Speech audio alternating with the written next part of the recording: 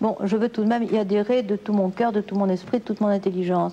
Si je dois le croire parce qu'on me dit de le croire, alors je suis très malheureuse et je pense qu'il est malhonnête de mettre de côté les choses qui vous gênent. Quand j'ai découvert l'islam, il y a plus d'un quart de siècle, je l'ai découvert à travers des études, je ne connaissais pas de musulmans. Je n'avais jamais mis les pieds dans un pays musulman. La première fois que je suis allée dans la terre d'islam, j'étais musulmane depuis 15 ans. Bon, j'avais donc aucun contact personnel qui puisse m'influencer.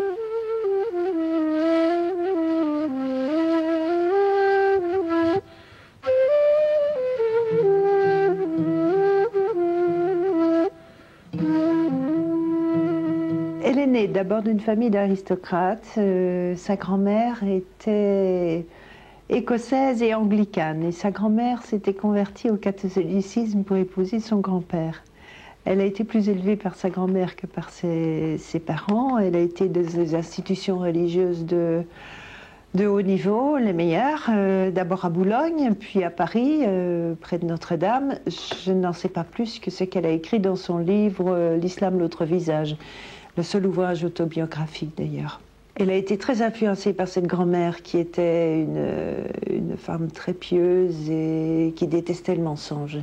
Et ça, c'est peut-être un des faits d'Eva, c'est qu'elle ne supportait pas les demi-vérités ni le mensonge. Après ses études de petite fille de bonne famille, comme elle était sans doute très brillante, ce qu'elle ne dit jamais, mais qui a frappé tout le monde, elle a entrepris des études de droit. C'était déjà pas tellement courant, les universitaires à l'époque où nous sommes dans les années 1920, un peu plus tard. Elle est née en 1909, donc 1929 au pire.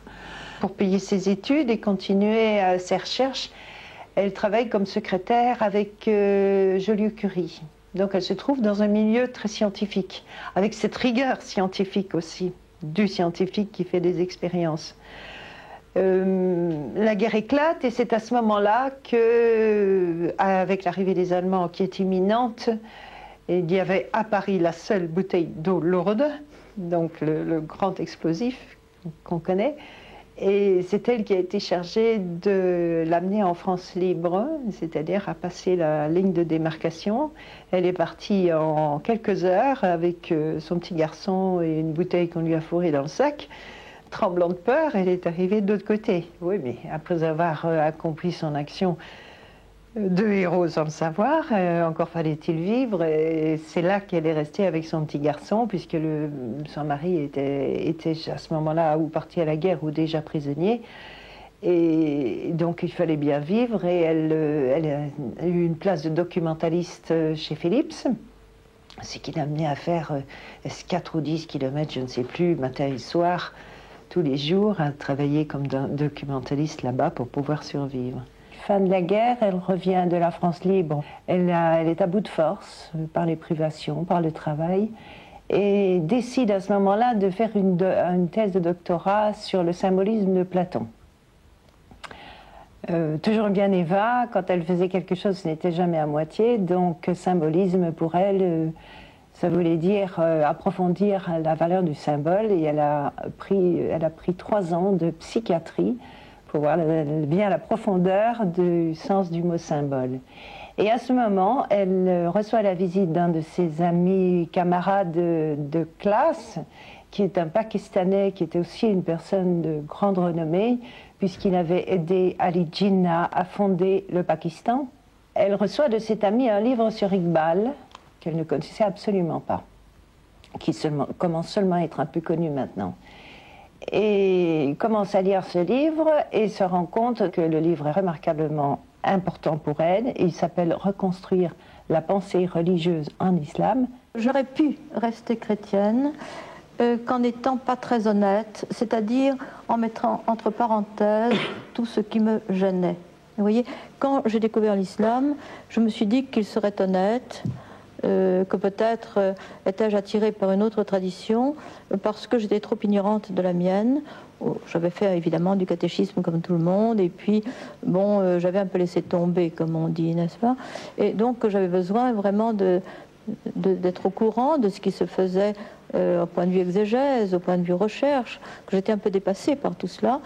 Et je me suis astreinte à faire 3 ans de théologie chrétienne et d'exégèse en grec sur les textes néo-testamentaires grecs avec un merveilleux professeur de Sorbonne qui était un pasteur protestant. Mais c'était la même chose, enfin je veux dire. Et donc, c'est vraiment, je crois, avec une conviction profonde que j'ai embrassé l'islam. Je n'aime pas le mot conversion. Vous savez que quand on embrasse l'islam, on n'abjure rien. Donc elle a vraiment fait sa voix, elle a cherché la vérité. Il y a une phrase que j'aime beaucoup, c'est un proverbe arabe qui dit non, c'est un proverbe écossais pour lui faire plaisir. Tiens, celui qui n'a pas eu son puits asséché ne peut pas connaître la valeur de l'eau. Et en fait, elle était un puits asséché. Là, je transcris dans une image qui ne lui appartient pas, mais que je lui donne volontiers. Elle était un puits asséché, et quand elle a trouvé l'eau, elle l'a tout de suite reconnu. Et bien sûr, elle l'a tout de suite bu. Elle n'aurait pas pu se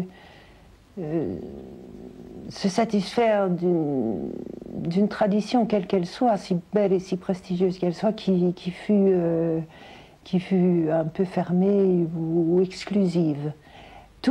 Elle n'en a jamais avancé que quand elle avait des preuves à la fois rationnelles, scientifiques et d'autres cultures.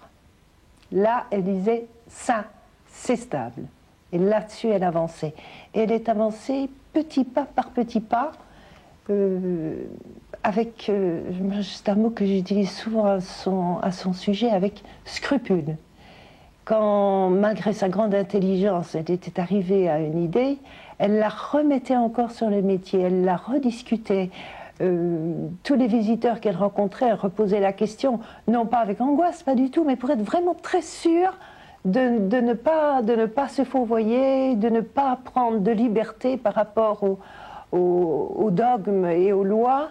Donc, quand elle acceptait une forme, elle s'y soumettait complètement, mais ce n'était jamais une forme creuse, c'était toujours une forme pleine de sens.